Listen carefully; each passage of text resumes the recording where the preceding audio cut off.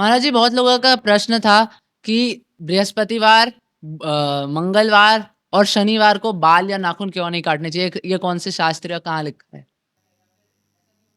हाँ, इसका इसलिए कि ऐसा कोई शास्त्र में तो बिल्कुल शास्त्र वर्णन नहीं है कि गुरुवार के दिन या शनिवार के दिन या मंगलवार के दिन। पर जो हमारा, देखिए, 2 तरीके का होता है। एक शास्त्र वर्णित होता है, जो शास्त्र सम्मत हम चलते हैं, और एक जो है, जो हमारा धर्म अनुशासन जो कहता है। तो जो धर्मानुशासन है, ये हमारा पहले से चला आ रहा है कि शनिवार को नहीं, मंगलवार को नहीं, इसमें सब में अलग-अलग विधान है कि सोमवार को नहीं नाखून या बाल नहीं काटने से क्या होता है। एक पुत्र वाले के, जिनका एक पुत्र है, उनको सोमवार को नहीं कराना चाहिए, नाई से बनवाना चाहिए जो भी नाखून बाल है।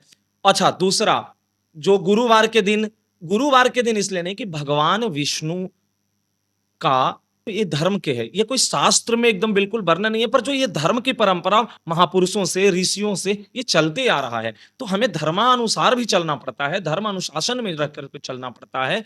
तो इसमें जो है धर्म अनुसार कि गुरुवार के दिन अगर हम नाखून या बाल करते तो भगवान विष्णु की, भगवान बृहस्पति की, भगवान विष्णु की खास करके, और माँ लक्ष्मी की, जो एक तरह से कहा जा सकता है कि प्रतिकूल हो जाता है, हम उनके प्रतिकूल व्यवहार कर लेते हैं।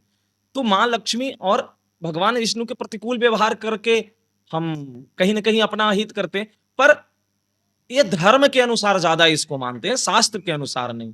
अब इसमें एक चीज़ समझना है कि जो धर्म के हिसाब से बनाया हुआ, महापुरुषों से बनाया हुआ, गुरुजनों ने जो नियम बताया है या इसकी परंपरा को बताया है, उसमें 2-3 चीज़ें और हैं। जैसे कि अगर साधक है, तो उसको शुक्रवार और बुधवार 2 ही दिन बाल और दाढ़ी बनाना चाहिए। कौन से दिन?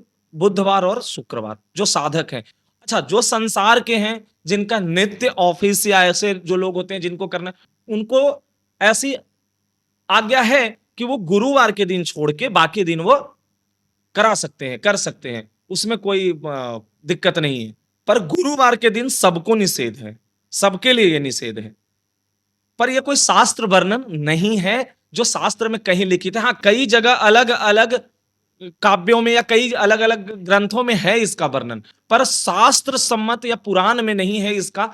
हमने तो अभी नहीं कहीं जाना है और नहीं हमें कहीं पढ़ने को मिला है, तो हम इसका वो, अगर कहीं हो और हमें आगे मिले और पढ़ें तो फिर हम इसका ज़रूर वर्णन करेंगे, पर हमें नहीं ऐसा अभी तक जानकारी है, और ना हमने गुरुजनों से सुना है कि ये शास्त्र सम्मत। पर हाँ, गुरुजनों ने इसको धर्म अनुशासन के हिसाब से इसको रखा है और धर्म अनुशासन सम्मत है। इसलिए धर्म जो हमारा कहता है, अनुशासन कहता है, हमारा परंपरा, सनातन परंपरा कहता है, उसके हिसाब से हमें इसको चलना चाहिए।